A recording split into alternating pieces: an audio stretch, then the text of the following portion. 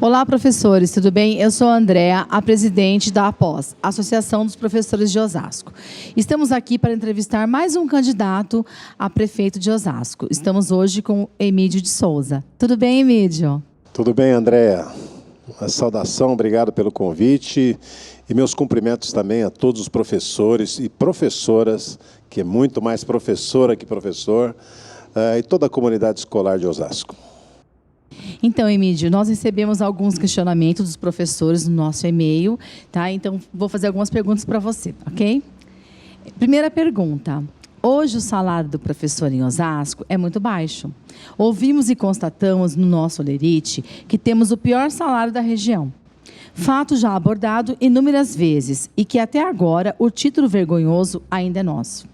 Hoje, os professores PDIs recebem abaixo do piso nacional, valor mínimo de remuneração no país. Como o candidato analisa esse tema e como acredita que esse título vergonhoso possa ser superado? Obrigado pela pergunta, Andréa. Me permitam só eu queria fazer assim, uma homenagem mesmo à professora Nair, que era presidenta da POS e que faleceu, infelizmente, de uma maneira tão rápida, e deixar expresso aqui para todos os professores o meu carinho, o meu reconhecimento pelo trabalho que ela fez, e infelizmente a perdemos tão cedo. E eu queria também, assim, já iniciando a resposta dessa pergunta, dizer o seguinte: acabou de sair a nota do IDEB de Osasco, nós fomos a 6,3, e esse processo de subida do IDEB é um processo que Osasco já vem há muitos anos subindo, galgando posições. E eu acho que é importante, assim, para não haver aproveitamento político disso, né, a grande responsabilidade e o mérito por isso é das professoras e dos professores da nossa cidade, que se dedicaram, muitas vezes não tendo o reconhecimento adequado, como a própria pergunta aqui já traz, né? Eu penso que é o seguinte: a primeira coisa a ser resolvida nessa questão salarial é o problema das PDIs ganharem menos do que o salário mínimo, o piso nacional da educação, que hoje está em pouco mais de 2.800, né? Quer dizer, isso é intolerável, além de ser ilegal, né? Então, a primeira correção que eu quero fazer é essa, né? É fazer com que ninguém ganhe abaixo do piso nacional da educação na rede municipal de Osasco.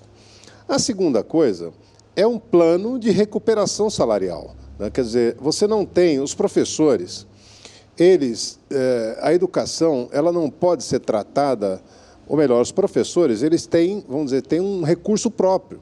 Os 25% da educação, que boa parte disso tem que ser investido no próprio salário dos professores. Então, ele tem que ter um plano próprio de recuperação salarial, né? E esse plano, eu acho que assim, nós temos que estabelecer o objetivo. Então, qual é o nosso objetivo? Eu acho que um bom objetivo seria, por exemplo, alcançar o que a capital paga, que normalmente é mais do que aqui, ou alcançar as melhores cidades do estado de São Paulo. Esse deve ser o objetivo.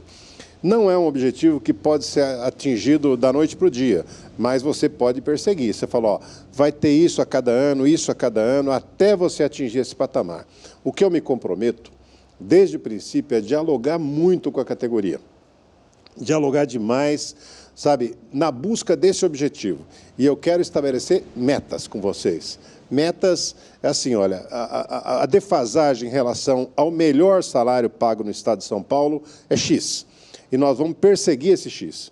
E vamos perseguir estabelecendo metas. Tal ano, tanto a mais do que a inflação, outro ano tanto, até você atingir esse objetivo. Esse é o meu compromisso. Muito bom. Segunda questão. Em 2019, foi aprovado o plano de carreira do magistério, muito aquém das necessidades dos profissionais de educação, e muito falho no quesito de valorização, cerceando a evolução e excluindo os professores readaptados. O professor readaptado sofre muito na condição atual e ainda tem seus direitos cerceados no quesito de evolução e aposentadoria. Vale lembrar que a Secretaria de Educação é onde temos o maior número de readaptados da Prefeitura. sendo um dos fatores a pressão e o desgaste da carreira. Qual a proposta para incluir esses servidores no plano de carreira e prestar um atendimento especial a esse profissional, que sofre por doenças acometidas no decurso do seu trabalho com a educação? Olha, Andréa, o meu objetivo com relação a essa questão do plano de carreira é o seguinte: você se lembra, e muitos se lembram, que o primeiro plano de carreira foi aprovado na minha gestão em 2008, que era a Lei 168. Foi discutido, não foi suficiente, mas ele foi um primeiro passo. Eu imaginava que 11 anos depois a Prefeitura tivesse uma proposta que realmente significasse um avanço para a progressão salarial e a atualização, plano de carreira dos professores. Infelizmente, foi uma reforma muito tímida, muito aquém das necessidades dos professores de Osasco. O que eu assumo com vocês o compromisso? De imediatamente estabelecer, através de uma mesa de diálogo com os professores, com a pós, uma comissão para a atualização desse plano de cargos e salários, desse plano de carreira. Ele é um plano que, assim, ele faz pouco tempo, ele faz pouco mais de um ano, né? Um ano de existência, mas ele já está desatualizado, ele já nasceu desatualizado. Então, eu quero estabelecer essa comissão, e não uma comissão ad eterno, uma comissão com prazo certo para concluir o seu trabalho e a gente preparar as mudanças que têm que ser preparadas ali, abrigando, inclusive, quem ficou fora do plano de carreira original. Muito bom. Hoje, um dos fatores para afastamento de profissionais da educação é o alto índice de doenças mentais. Essas causadas pelo excesso de trabalho, falta de apoio dentro da unidade escolar e excessivo número de alunos por sala. Durante a pandemia, vimos esses problemas aumentarem e a necessidade de cuidados com todos os profissionais. O candidato tem alguma proposta para cuidar da saúde dos servidores, em especial a educação? Tenho, Andréa. Faz parte do meu programa de governo. Você lembra que na minha gestão eu criei o PAAP, que era o Programa de Apoio, Acompanhamento ao Profissional da Educação, aos professores. E ele visava o quê? Ele visava exatamente isso. Eram profissionais multidisciplinares para poder tratar da saúde do professor como um todo. Já naquela época, nós tínhamos problema com saúde mental. Por quê? Porque a pressão sobre os professores é muito grande. Não é pressão só dos próprios alunos, mas, às vezes, dos próprios pais, né? E às vezes, da própria direção, inclusive. Né? Então, e da própria secretaria, de tudo. Então, eu penso que nós precisamos recriar esse PAAP. Ele é um programa que já previa experiências lúdicas, trabalhos lúdicos, né? Utilizava muito o centro de formação dos professores, mas ele tinha profissionais, por exemplo, como fonoaudiólogo também, que um dos problemas de professor é a voz, né? É o contato durante muito tempo, quando ainda tem, né, alguma escola que ainda tenha louça de giz, esse afetava demais a voz dele. Então, nós tínhamos isso. E as atividades lúdicas, a dança que tinha, teatro, sabe, para eles conviverem, desestressarem dessa situação. Essa está uma conquista que não é apenas salarial, é uma questão que é fundamental para a vida do professor. É reconhecer o professor não apenas como profissional, sabe, de ensino, mas é reconhecer ele como ser humano, que ele é e precisa ser respeitado, e amenizar o imenso desgaste físico e emocional que o professor sofre. Hoje, um dos fatores para afastamento de profissionais da educação é o alto índice de doenças... É a 4. A tecnologia hoje em dia está em todos os processos do cotidiano. Em Osasco, uma das maiores reclamações que temos é a falta de equipamentos para desenvolver um bom trabalho nas salas de aula, nas salas de informática. Temos computadores sucateados e salas sem o mínimo de condições de uso, sem ar-condicionado e sem computadores para todos os alunos. Qual a proposta do candidato para a universalização do acesso à informática? Eu achava que já tinha, porque o atual prefeito faz tanta propaganda de que está tudo informatizado, está tudo... Então, assim, o que eu imagino? Não há como você ter uma escola informatizada se o professor também não tem acesso aos equipamentos, se ele está trabalhando com equipamento, sabe, ultrapassado. Na questão da informática, você sabe que os equipamentos se desatualizam muito rapidamente. Os novos programas, as atualizações dos programas, o licenciamento dos programas. Então, eu quero que a prefeitura garanta, a prefeitura vai garantir, no meu governo, o acesso dos professores na sala de aula, sabe, no preparo das aulas, na correção de tudo, equipamentos de última geração. Eu não acho aceitável isso. Aliás, a Prefeitura de Osasco, muitas vezes, teve a mania de querer separar aluno de professor. Tinha uma época que tinha até na alimentação, sabe, a prefeitura queria proibir professores de se alimentar na escola. É sempre assim, agora na informática também. Bota a lousa digital, mas o professor não tem acesso aos equipamentos. Eu vou fazer isso, atualizar esses equipamentos. E no diálogo, a mesa de diálogo com os professores, você lembra que eu criei a mesa permanente de negociação? Eu acho que é hora de criar uma mesa permanente, com funcionalismo, né?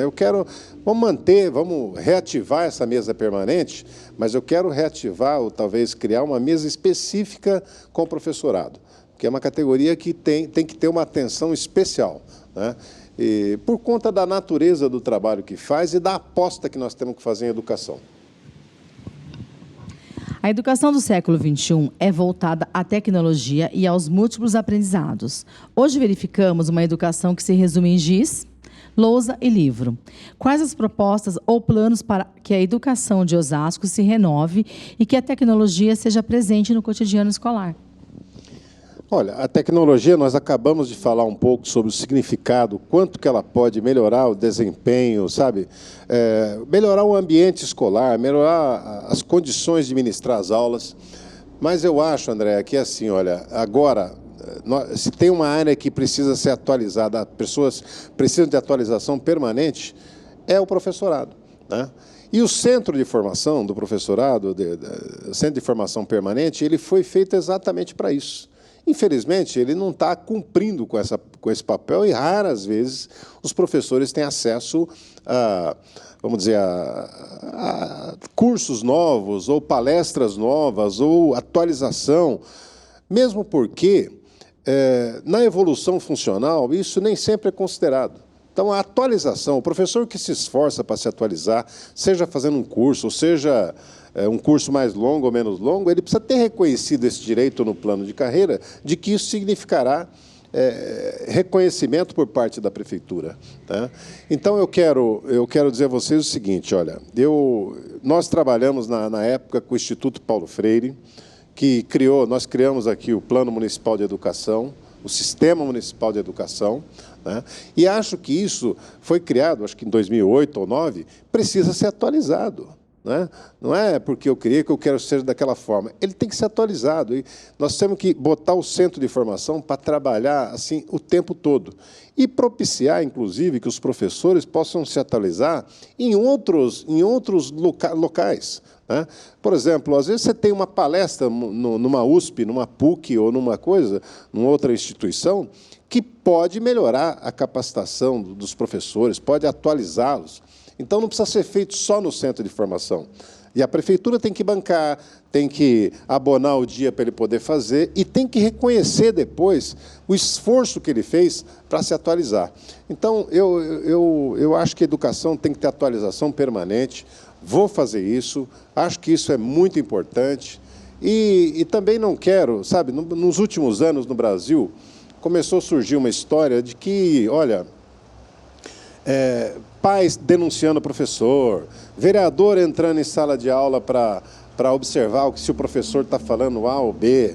Eu sou daqueles que eu acredito em professor, eu acredito dentro da sala de aula a responsabilidade é dele, e eu não vou tolerar invasão externa na escola, nem para crítica, já tem episódios no Brasil onde pais de aluno ou militantes políticos entram para dizer, olha, está ensinando coisa errada, aqui está politizando, não está... Não, o professor ele tem que ter autonomia para trabalhar dentro da sala de aula, é para isso que nós o contratamos, para isso que ele fez concurso e por isso nós queremos, vamos dizer, valorizar cada vez mais o papel dele. Ok. A relação entre o poder executivo e o professor se dá pelo secretário de Educação, nome que manterá o diálogo com todos os profissionais de educação. Candidato, você já escolheu quem irá ocupar a pasta? E qual o pensamento sobre educação o senhor acredita que esse ocupante deve ter? Eu não entendi o final da pergunta. Você já escolheu quem ocupará a pasta da Secretaria de Educação? E qual o pensamento que você pensa que essa pessoa deve ter a respeito da educação? Olha, eu não escolhi quem vai ser o secretário ou secretária de Educação. Não escolhi porque eu costumo escolher secretariado após ganhar as eleições e antes de tomar posse você vai. O que o professorado pode saber? Eu não tenho... A volta de um prefeito, muitos prefeitos voltam depois de anos, não significa que ele voltará com a mesma equipe, com nada. Eu não tenho compromisso com isso. Eu tenho compromisso de botar alguém na Secretaria da Educação, que seja alguém capaz de dialogar muito com o professor. Tem que saber, tem que ter canais diretos, conversar, ouvir, tem que saber ouvir crítica com tranquilidade, né? Eu classifico o secretário da Educação como eu classifico a função de prefeito. Quem não tem paciência para ouvir crítica, sabe, para ouvir sugestão, para conversar com as pessoas, é melhor buscar outra função. Então, meu compromisso é alguém que esteja afinado com o diálogo, com a gestão democrática, com a atualização dos professores, com ajudar a construir um plano de carreira que seja realmente atualizado com as novas demandas, alguém que consiga entender a importância da tecnologia no ensino, alguém que saiba valorizar o fato de Osasco estar crescendo no IDEB e colocar isso como conquista dos professores, não de gestor nenhum, mesmo porque não foi agora que cresceu, ela vem crescendo. Então, o compromisso que eu tenho é esse. Evidentemente, antes de nomear alguém, eu vou conversar com a liderança dos professores, vou ouvir, eu quero saber quais as expectativas que tem. Eu acho que esse diálogo é bom, e é bom antes de nomear, porque já sinaliza que a gestão do novo secretário ou secretária será exatamente uma gestão democrática. Ok. Em Osasco, nós temos um grande problema, que são os cargos em comissão. Cargos esses ocupados, em grande parte, por profissionais sem vínculo efetivo com o município e, muitas vezes, sem a vivência necessária para ocupar um cargo de gestão. Qual a sua opinião sobre o tema? Acredita que o concurso público para esses cargos seria o mais correto e justo ou teria outra posição acerca desse tema? Olha, Andréa, eu estou totalmente aberto a esse tema, porque, na verdade, é o seguinte, eu não gosto da ideia de vir gente de fora da rede para ocupar cargo de direção. Eu acho que os melhores para ocupar cargo de direção são exatamente aqueles que já foram professores, que são professores, que já passaram por algumas escolas, né, que conhecem a rede municipal, conhecem como funciona o sistema municipal de educação.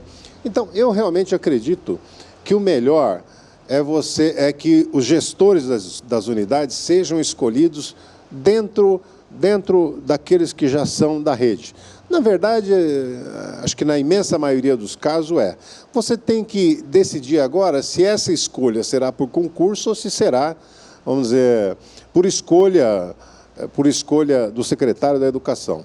Essa é uma matéria, eu quero colocar assim, eu não vou assumir uma posição ou outra, mas eu quero dialogar com a Após sobre essa questão, qual a melhor forma que se acha, né? O importante é que todo gestor público, sabe, seja de creche, de EMEI, de MEF, da EMEF, dos CELS, eles tenham na cabeça que eu não vou permitir gestão autoritária nem na secretaria e nem nas escolas, sabe? Tem que ser gestão democrática, gestão participativa.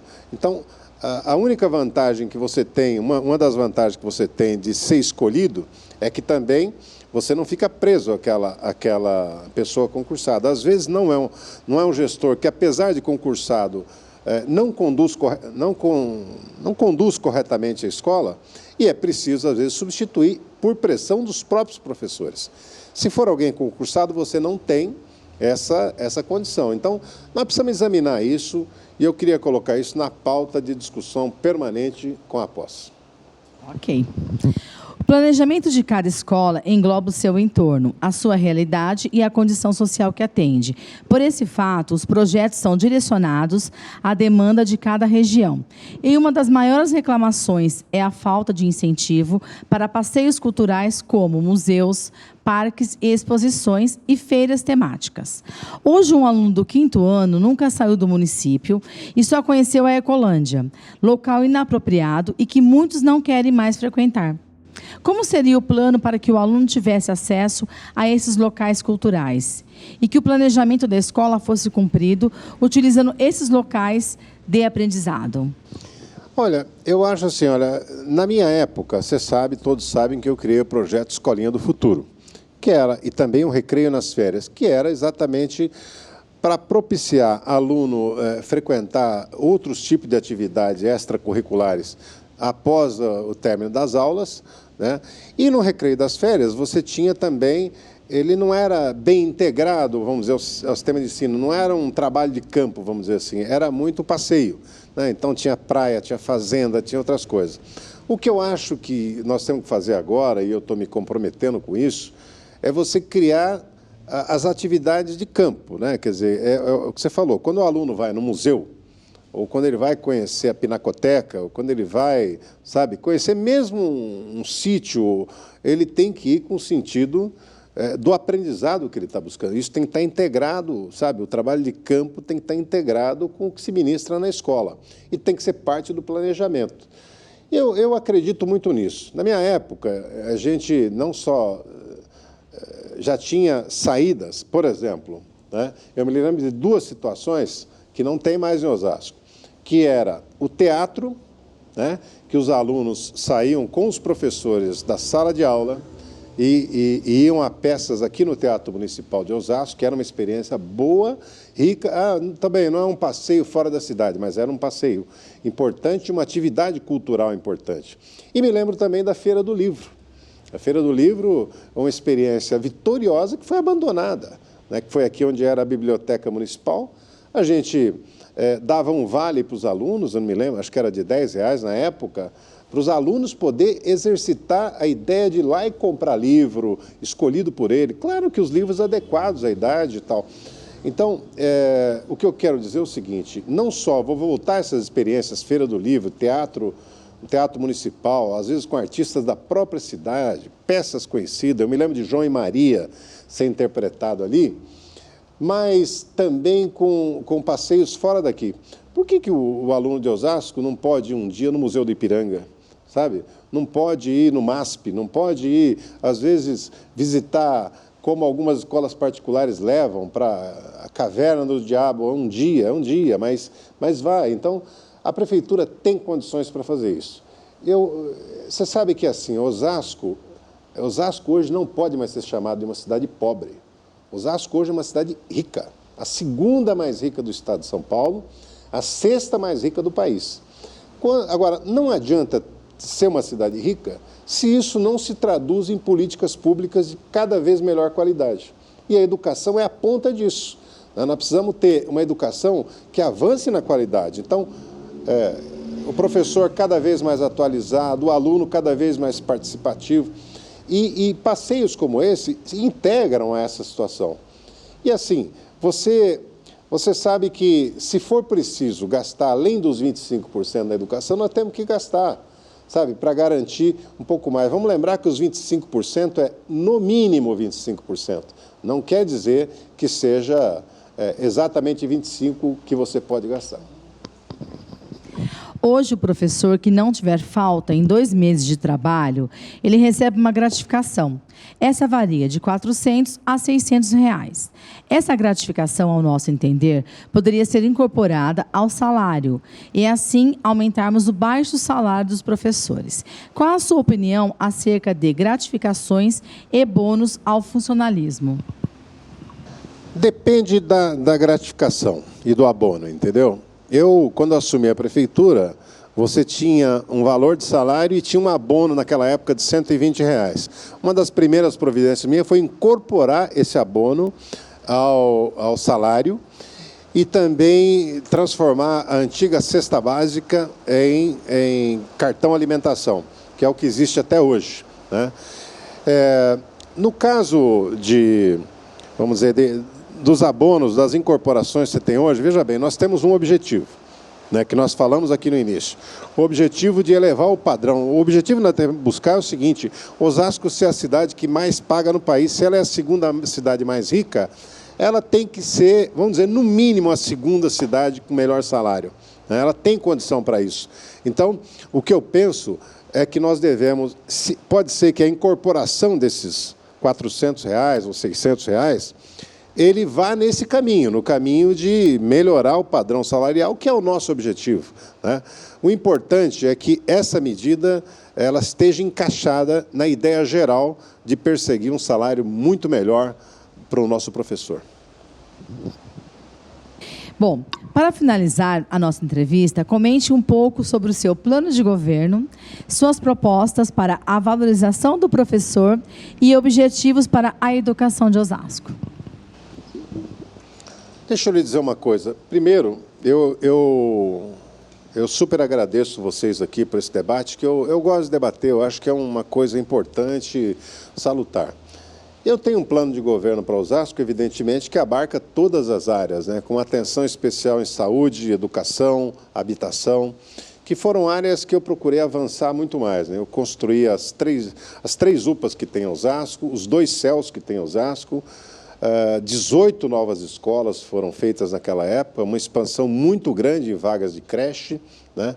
E muita coisa bacana. A própria formação dos PDIs, né, que eram pajens na época, foram transformados na carreira de PDI, e a prefeitura, na época, garantiu a formação superior para mais de 1.000 professores que se tornaram PDIs, né? Garantiu a formação através do convênio com a FITO. Então, se tem uma coisa que eu acredito, é na educação, sabe? Eu acredito muito na educação, na capacidade transformadora da educação, sabe? Uma coisa de berço. E nós criamos para isso programas importantes que eu não entendo por que foram paralisados, sabe? Como o PAAP, como o Escola Vai para Casa, que é outra coisa importante, que era para identificar o aluno que tinha deficiência de aprendizado, sabe? Uma equipe multidisciplinar, com assistente social, com psicólogo, ia na casa do aluno. E quantos casos nós descobrimos que por detrás da dificuldade de aprendizado estava a violência doméstica, estavam pais viciados em drogas, estava uma situação de instabilidade familiar. E aí a gente entrava com toda a assistência social para melhorar o ambiente familiar e o aluno recuperava. Então, projetos como esse eu acho fundamentais. O programa de governo, evidentemente, ele é uma coisa muito completa, que trata de cultura, trata de apoio à juventude, trata de obras de infraestrutura. Mas na educação, vamos lembrar o seguinte: a educação de Osasco vem evoluindo. Qualidade, a universalização, né? Todo mundo, todos os prefeitos, antes de mim, depois de mim, todo mundo investiu um pouco em creche, novas escolas. Eu estou falando, eu fiz 18 novas escolas, 2 desses sendo no CEL. Eu quero investir mais em modernização das escolas, né? Zerar o déficit de creche em Osasco, né? Tem um programa de valorização do professor, mas não é um programa, é um programa com metas, sabe?